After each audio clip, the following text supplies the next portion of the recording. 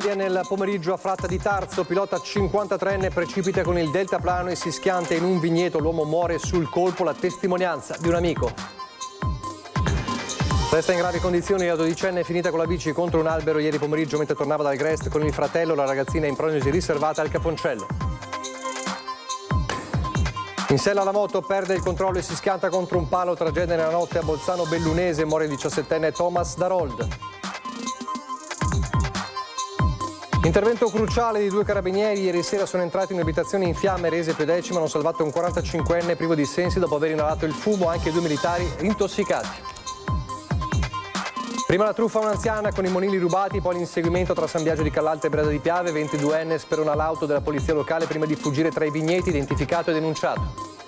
Situazione di degrado nel cuore di Treviso. Chi ci lavora denuncia di trovare ogni mattino bivacchi, sporcizie e gente che dorme. Questo sotto gli occhi dei turisti. Contarina si aggiudica un importante finanziamento europeo destinato alla costruzione di una bioraffineria unica al mondo per il brevetto che l'accompagna, una struttura che nascerà a Trevignano. Torna a Treviso lo spettacolo del folklore internazionale con l'edizione 2026 del Festival Sile Folk organizzato dal gruppo Pastoria del Borgofuro. Telespettatori di Antena 3, buonasera e ben ritrovati. Il telegiornale di Treviso dunque si apre con un'ampia pagina di cronaca. Volo libero nelle Prealpi, funestato nel pomeriggio dalla morte di un pilota di deltaplano. Un 53enne ha perso la vita precipitando nei vigneti di Fratta di Tarso. Le immagini e le interviste raccolte da Lucio Zanato.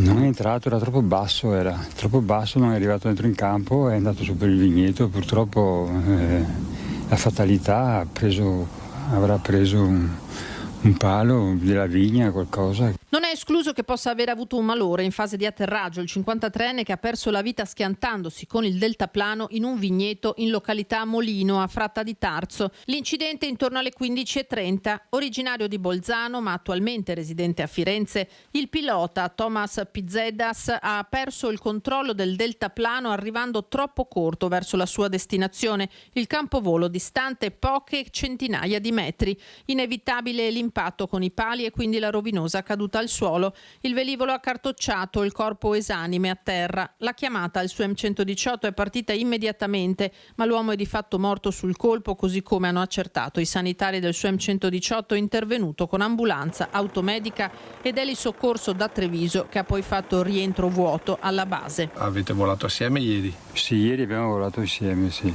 E qui ci si lancia da dove? Si lancia su dal piano delle femmine o dalla posa. Sul posto anche una squadra del soccorso alpino delle Prealpi trevigiane e i carabinieri del nord di Vittorio Veneto e della stazione di Cison di Valmarino per i rilievi dell'incidente. Non abbiamo un motore, quindi non possiamo, una volta che abbiamo impostato l'atterraggio è difficile correggerlo, perché non avendo un motore, una propulsione, noi dobbiamo atterrare.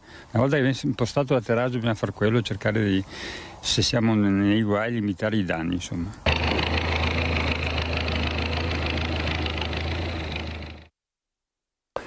Si trova ancora ricoverata intanto in prognosi riservata all'ospedale Cafoncello di Treviso la ragazzina di 12 anni che nel tardo pomeriggio di ieri ha perso il controllo della sua bici finendo contro un albero a Collumberto.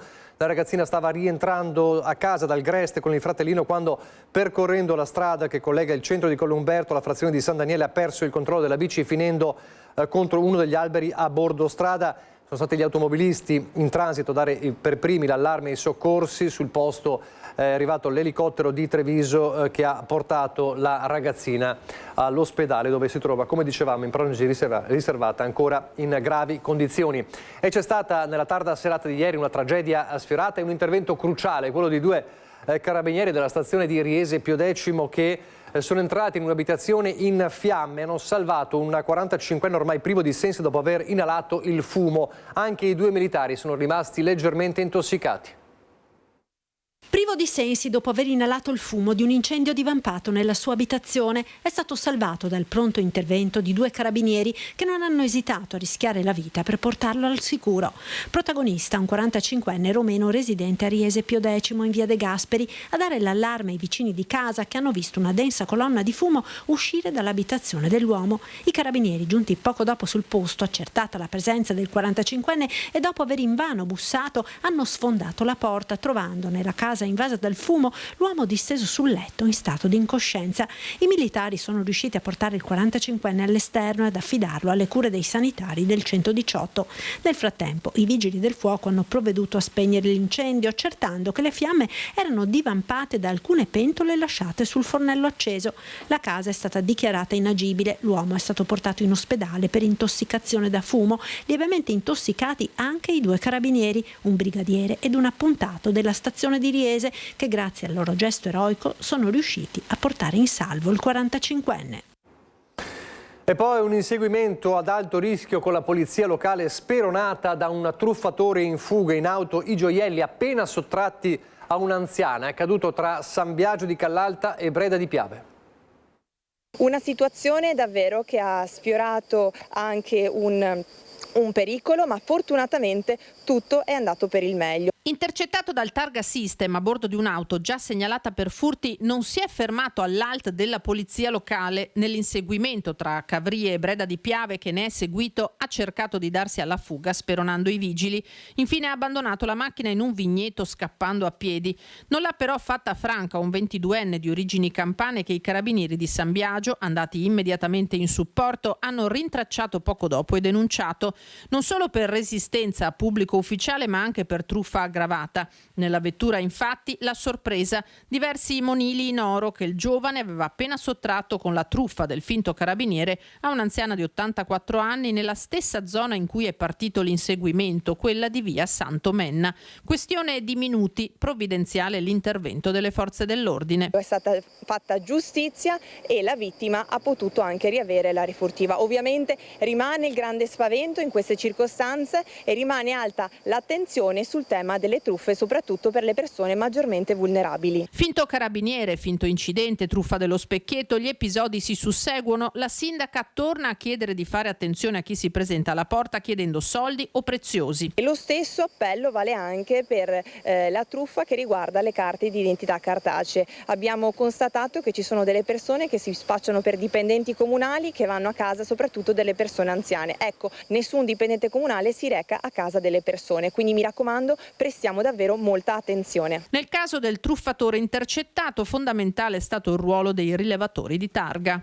La nostra azione sarà quella ancora di più di implementare il sistema di videosorveglianza. Abbiamo visto che funziona e quindi nonostante questo non possa essere un deterrente a monte, lo è sicuramente perché riusciamo anche nei casi più spiacevoli a riuscire ad intercettare queste persone ed allontanarle dal nostro territorio.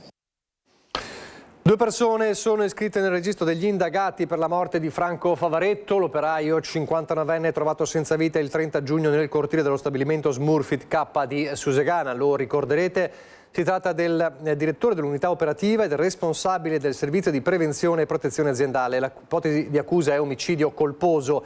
Iscrizione del registro degli indagati che è un atto dovuto e ha permesso ai vertici della multinazionale di nominare un proprio consulente da affiancare a quello della procura. L'autopsia ha confermato che la morte è avvenuta per un problema cardiaco, sarà però necessario attendere gli esiti degli accertamenti di laboratorio ancora alcuni mesi per stabilire se vi sia un nesso causale tra il decesso e le condizioni di lavoro. Il giorno della tragedia eravamo in piena ondata di caldo, le temperature esterne, ricorderete, sfioravano i 40 gradi. Solidarietà da più parti anche dal presidente della regione Alberto Stefani, ma non solo, alla dottoressa aggredita ieri sera, picchiata al pronto soccorso di Conegliano da un paziente psichiatrico, colpita alla nuca nonostante avesse il braccialetto elettronico di SOS. È stata colpita da dietro, è stata colpita alla nuca, poi è intervenuto subito un infermiere, le forze dell'ordine sono intervenute in pochissimo tempo e quindi sono riuscite a sedare l'individuo che ha fatto l'aggressione e purtroppo questi sono eventi che nel momento della cura possono capitare. Un'aggressione alla nuca con 2 pugni e 10 giorni di prognosi per una dottoressa del pronto soccorso di Conegliano è il triste resoconto dell'ennesima aggressione ad un'operatrice sanitaria a colpire un giovane di Vittorio Veneto di circa 30 anni, già noto ai servizi sanitari locali. Un fatto inaccettabile, dice il direttore generale. Inaccettabile in quanto i nostri operatori che si prodigano tutto il giorno per poter curare i nostri pazienti devono essere sicuramente rispettati e non presi di mira come in questo caso qui. Il soggetto è un soggetto con in ambito psichiatrico, è stato ricoverato e comunque noi continueremo le azioni di prevenzione che riguardano la formazione personale in tutti i pronti soccorsi, l'utilizzo dei braccialetti che vede la sperimentazione alla fine di quest'anno e soprattutto anche il ridisegno di quelli che sono gli spazi dove il nostro personale lavora appunto per evitare le aggressioni fisiche. La dottoressa ne avrà per poco più di una settimana ed è già stata confortata da direzione e colleghi, ma avrà a disposizione anche uno psicologo. La dottoressa, l'ho sentita, sta bene, si è ripresa e devo dire che un'altra azione che purtroppo è post evento è quella della psicologia ospedaliera che aiuta i nostri operatori nel post trauma. Le aggressioni agli operatori non sono certo una novità, lo scorso anno ne sono stati segnalate 300. Nel 2025 gli eventi con danno sono circa 300, quest'anno siamo un po' in riduzione, ma poi dobbiamo vedere un po' meglio le statistiche, stiamo lavorando e l'aspetto importante è che ad ogni evento facciamo appunto un'analisi critica proprio per cercare di capire quali sono le modalità che ci aiutano a prevenire questi eventi e lo facciamo coinvolgendo i nostri operatori. Purtroppo, conferma il direttore, chi lavora in ambito psichiatrico corre qualche rischio in più. L'importante per noi è sempre quello di lavorare con tutti i nostri operatori, che ringrazio per il lavoro svolto e anche per il fatto che soprattutto nell'area della salute mentale e dell'urgenza e emergenza sono soggetti a questi rischi. Li ringrazio veramente perché il loro lavoro quotidiano che ci consente di prenderci cura delle persone purtroppo ogni tanto vede questi eventi inaccettabili che però dobbiamo mettere in conto, ma lavoreremo sempre per ridurli al minimo. A Treviso adesso, nel cuore di Treviso, la zona della pescheria, l'isola della pescheria con una situazione di degrado denunciata da chi ci lavora ogni giorno e denuncia di trovare ogni mattino bivacchi notturni, sporcizie, gente che dorme e tutto questo sotto gli occhi dei turisti. Io adesso poi che c'è di turismo mi vergogno io per loro. Vedere questo degrado qua, foglie dappertutto, scoassi, immondizie, gente che dorme, hai visto? Racconta così uno dei volti storici della pescheria la situazione dell'isola in mezzo al Cagnan.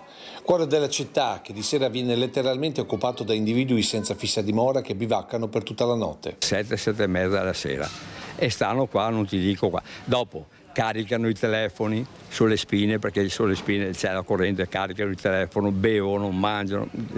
Ti dico, sono stanco ogni mattina di pulire sempre il banco. Ma anche qui dietro, dove iniziando molto presto al mattino, non c'è giorno che non riservi sorprese. Stamattina siamo arrivati qua in pescheria alle 5 e mezza, c'era uno che dormiva là.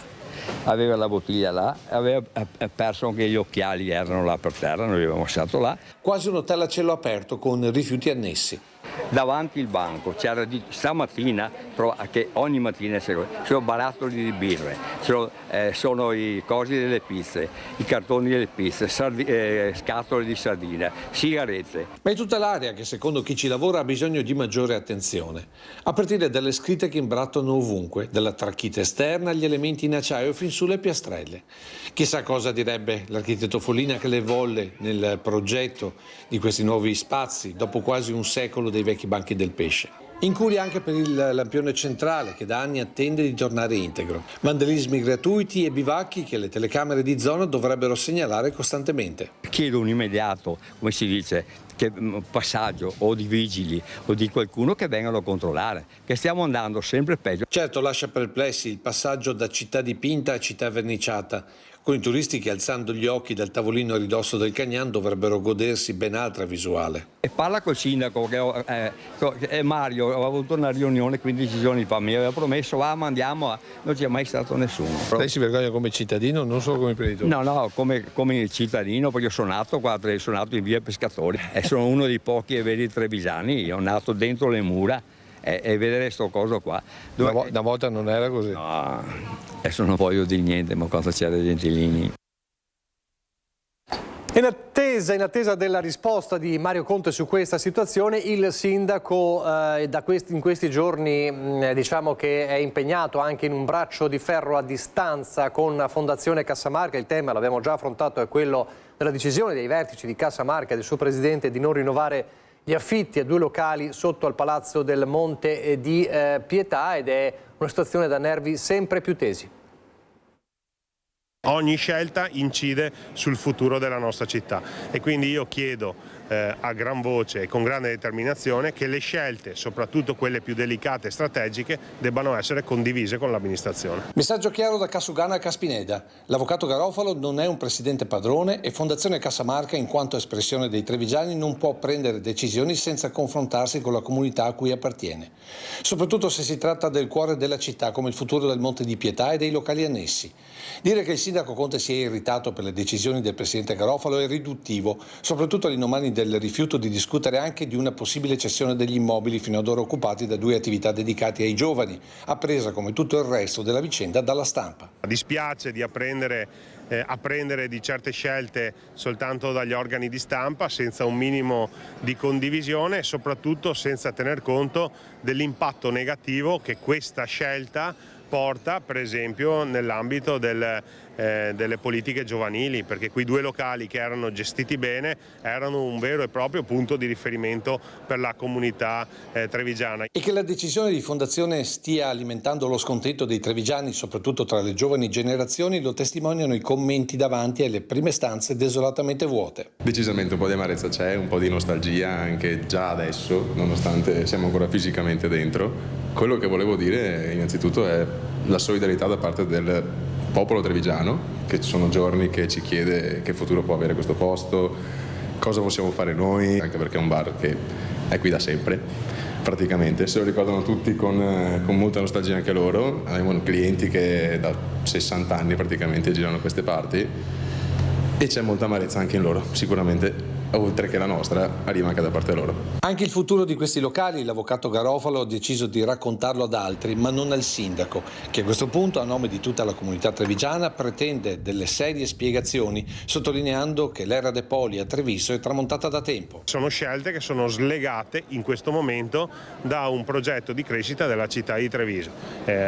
Chiederò un appuntamento formale proprio per capire quale destino dare a quegli immobili, ma soprattutto capire se quella destinazione poi sarà funzionale a un percorso di crescita della città. Intanto si spengono già definitivamente le prime luci. Domani sarà la conclusione definitiva della strada del Clockroom qui.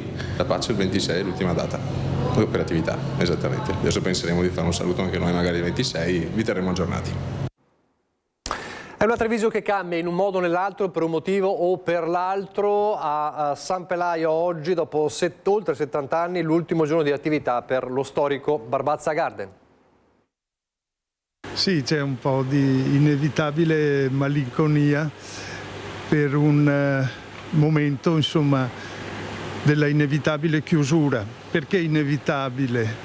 Perché l'azienda è così costretta in un ambito ridotto per la logistica, per le strutture che sono vecchie, vecchi paroni e vecchia l'azienda, avrebbe bisogno di interventi strutturali costosissimi. Ultimo giorno di apertura al Vivaio Barbazza, che per oltre 75 anni ha tenuto il presidio San Pelaio, un punto di riferimento per tutta la comunità, non solo quella innamorata delle piante. Ma il tempo passa e il titolare non fa mistero che il rinnovamento sarebbe stato oneroso e difficile. Meglio allora trasferire tutto da lunedì nella sede sul Terraglio e lasciare spazio alle figlie, che hanno già costituito una nuova società tutta al femminile. Le giovani interpretano lo spirito del tempo, lo Zeitgeist, lo spirito del tempo, e quindi lo spirito del tempo significa che attenzione all'informazione, alla vendita telematica, alla cura delle piante sotto il profilo di non usare pesticidi, la sanità. Ecco, questo è giusto che lo perseguano i giovani. Noi siamo un'altra generazione. Io ho 81 anni. Tutto è stato accelerato dalla recentissima morte del fratello Franco, quindi la cessione dell'area ai fratelli Cazzaro, che costruiranno una palazzina residenziale, sperando che resti molto verde. Nel frattempo Daniele si occuperà del settore bonsai a Villorba, che dice ha molto potenziale inespresso. È ancora una volta quella che raccontiamo, una Treviso che cambia, ma senza dimenticare le sue storie. È nato come hobby.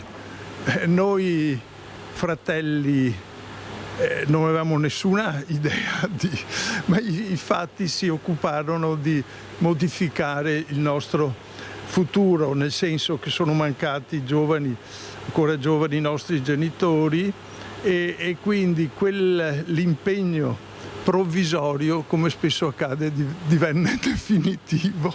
Nel corso della lunga carriera ha ricevuto numerosi premi e riconoscimenti ed è stato tra i primi italiani ad andare in Cina ed in Oriente subito dopo i fatti di Tiananmen. Se vorranno interpellarmi sono a disposizione come genitore, come zio e anche, per quel che vale, come conoscitore del settore. Pochi istanti di pubblicità, poi di nuovo in diretta.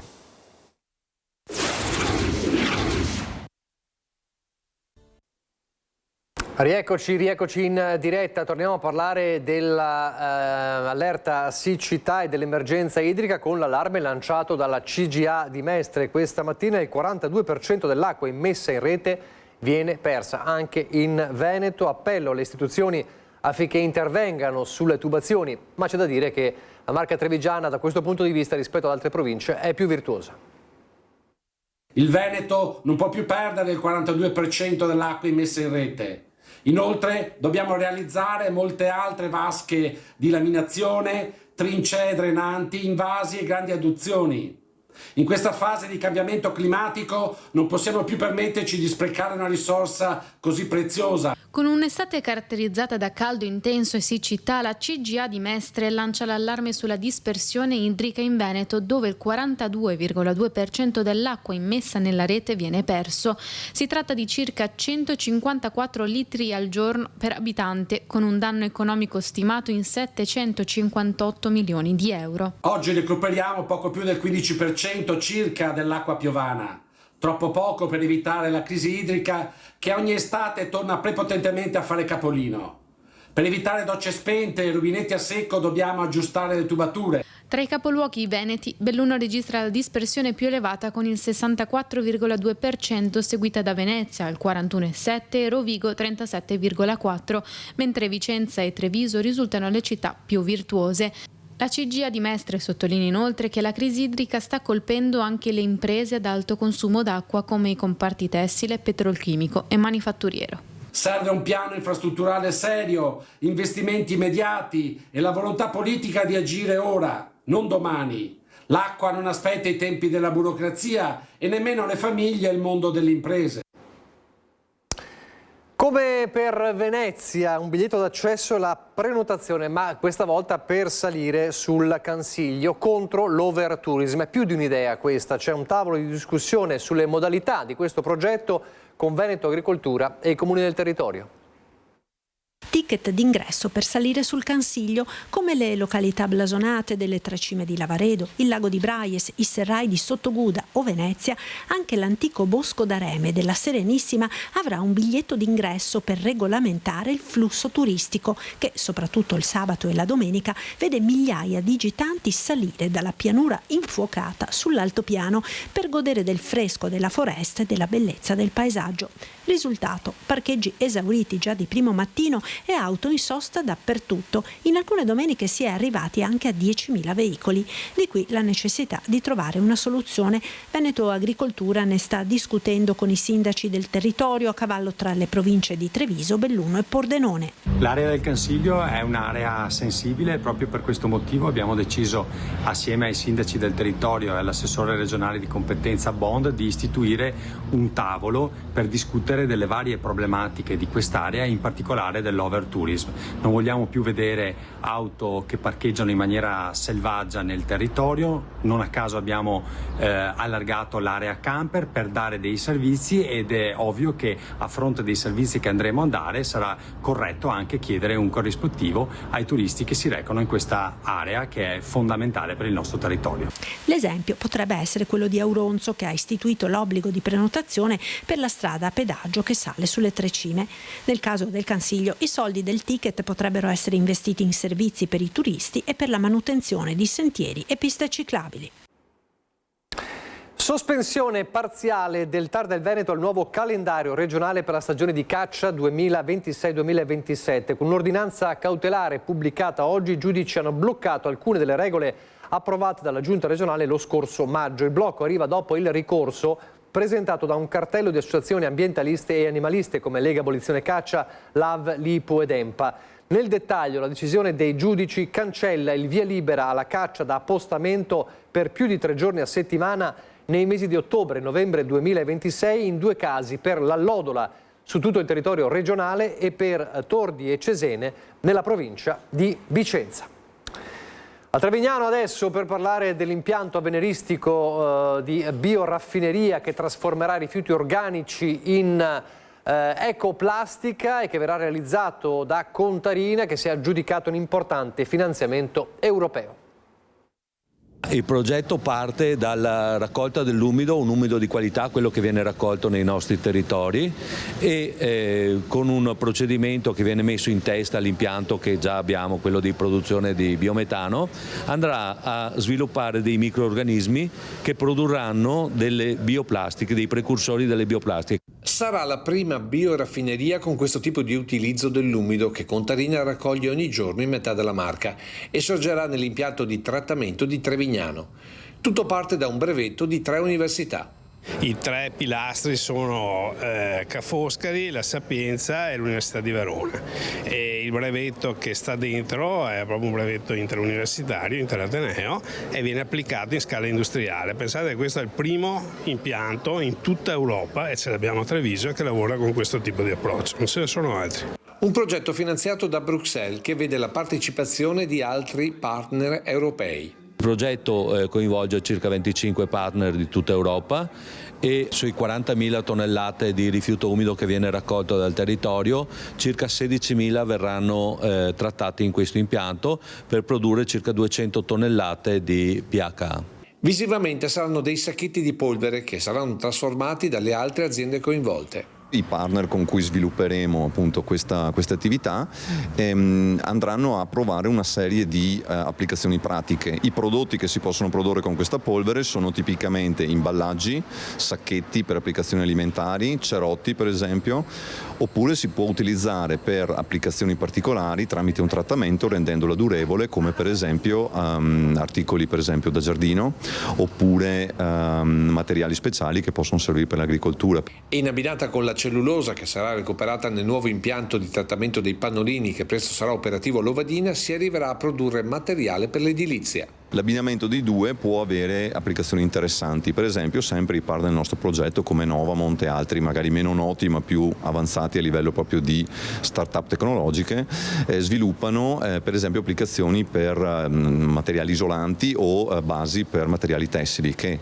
abbinano le caratteristiche della cellulosa sostitutiva del vergine con le caratteristiche più plastiche di durabilità della plastica, diciamo, alternativa appunto anche in questo caso al fossile. Un'opera ecologicamente rilevante per un investimento importante. Tutto il progetto ha una base di 23 milioni di euro ed è finanziato per circa 16 dalla Comunità Europea. Torna a Treviso lo spettacolo del folklore internazionale con l'edizione 2026 del Festival Sile Folk organizzato dal gruppo Pastoria del Borgo Furo. Fino al 15 luglio musiche, danze, costumi e tradizioni animeranno le piazze delle città con i gruppi provenienti oltre che dall'Italia, dal Messico, Ecuador, Brasile, Georgia e Germania. Gli spettacoli sono ad accesso libero e ogni anno richiamano centinaia di appassionati a Treviso. La manifestazione è riconosciuta dall'organismo internazionale che promuove la salvaguardia delle tradizioni popolari attraverso musica, danza e cultura. Stamane lo vediamo sotto la Loggia dei Cavalieri, la presentazione dei gruppi. Stasera la sfilata in Calmaggiore e lo spettacolo in Piazza Aldomoro. Altro appuntamento molto atteso è quello di martedì, sempre sotto la Loggia, quando i gruppi, oltre alle danze, presenteranno gli strumenti musicali, i costumi e le tradizioni popolari dei diversi paesi. A Treviso in questi giorni, municipio, il taglio del nastro per la mostra dei lavori artistici realizzati dal gruppo Anziani Treviso, occasione in cui il comune capoluogo ha anche annunciato il ritorno dei soggiorni climatici. Questo quadro è stato fatto da un'anziana di 93 anni, Stella Angelina, che si diletta a dipingere, tutta contenta quando viene al centro a dipingere. Nell'atrio di Cassugana in mostra i lavori del gruppo anziani Treviso Tordini, paesaggi, volti, nature morte realizzati dai partecipanti del corso avviato fin dal 2020, una delle tante attività svolte durante l'anno nel centro di via Comunale delle Corti, con in più la possibilità di esporre i quadri in municipio, dove i cittadini li possono visitare liberamente. Dà visibilità ai soci del gruppo pittura che praticamente sotto la guida del professor Scomparin ha potuto realizzare dalle dimensioni, prospettiva, acquarelli e abbinamento colori queste opere e dà soddisfazione ai soci. Centri anziani che in queste settimane di caldo intenso costituiscono non solo un presidio di socialità contro la solitudine, ma anche contro le alte temperature.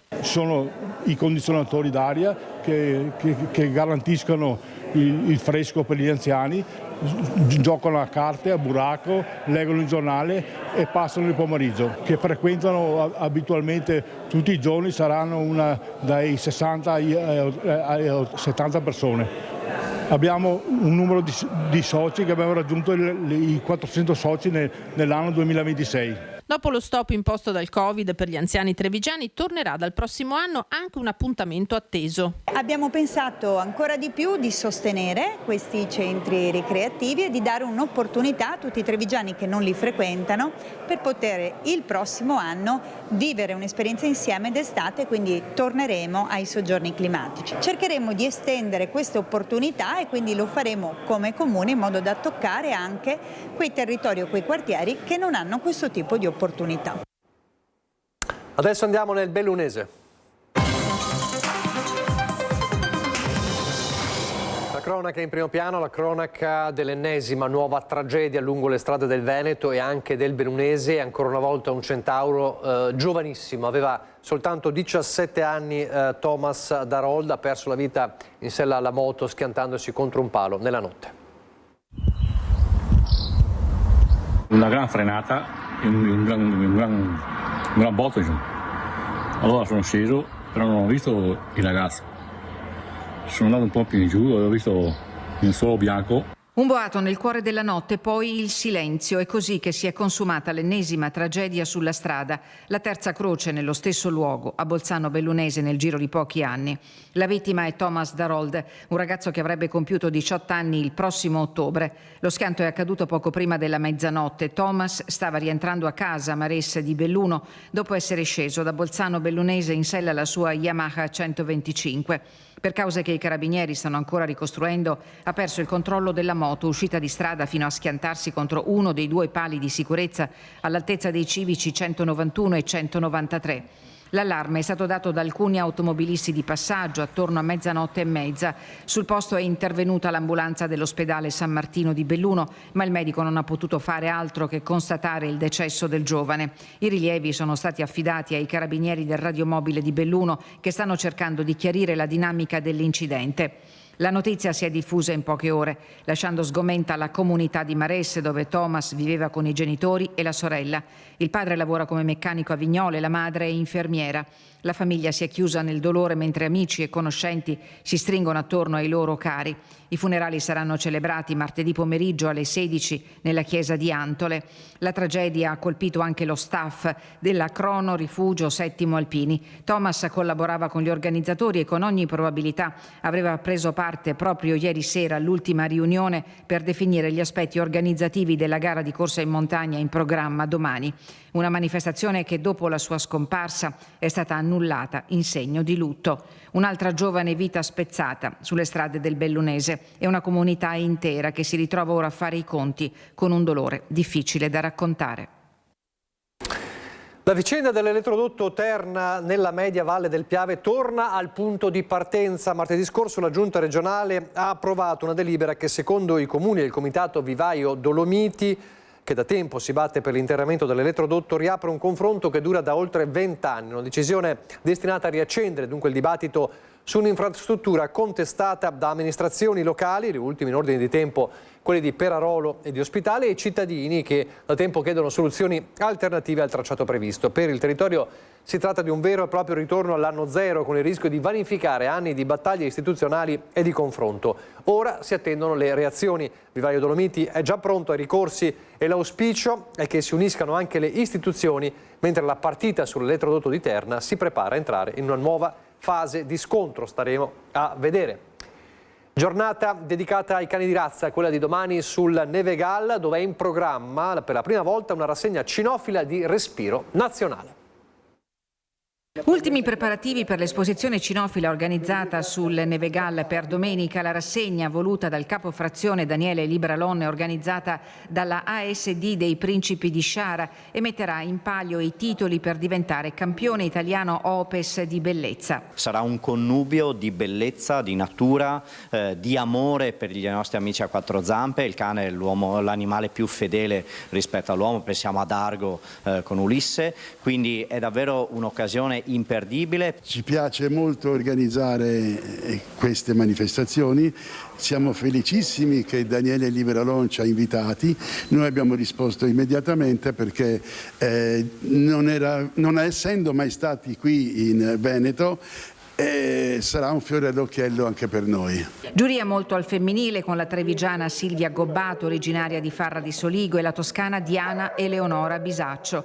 La mostra avrà luogo al campo scuola e fa parte degli eventi organizzati per la festa del santo patrono del Nevegal, Giovanni Gualberto. Per noi è fondamentale festeggiarlo, quest'anno è la seconda edizione, mettendo un connubio tra il Nevegal, i cani, gli animali in generale e l'ambiente. Si tratta di una novità importante per la cinofilia bellunese, perché da decenni la provincia non ospitava una manifestazione nazionale nell'ambito della bellezza. Nel corso della manifestazione gli organizzatori hanno anche programmato una speciale razze nordiche per i cani di razza Siberian Husky, Akita, Samoyedo, Laika, Alaskan Malamute e il memorial dedicato a Marzio Chiarello, il bambino drammaticamente scomparso molti anni fa, voluto dalla mamma Titti Monteleone. Sono ammessi i cani con e senza pedigree. Un apposito ring verrà dedicato ai cani cosiddetti fantasia. Ci si potrà iscrivere direttamente in Nevegal la mattina stessa. Le valutazioni avranno inizio alle 11 e il Best in Show alle 15:30. Siamo in chiusura, non ci sono particolari segnalazioni riguardo al maltempo che non è ancora arrivato con la sua forza prevista nella Marca trevigiana, sta colpendo soprattutto in questo momento il Vicentino. Vi faccio soltanto vedere queste immagini da Meteo Triveneto, la pagina Facebook, con una grandinata a Malo, come viene scritto nella pagina Facebook, però siamo diciamo dalle parti di una grandinata per il momento normale. Insomma, sta colpendo la zona del Vicentino, non molto la zona di Treviso, anzi quasi per nulla, se non qualche pioggia leggera. Staremo a vedere se poi nelle prossime ore invece ci saranno problematiche, ve le racconteremo nelle prossime edizioni. Grazie per averci seguito e vi lascio appunto al meteo. Arrivederci.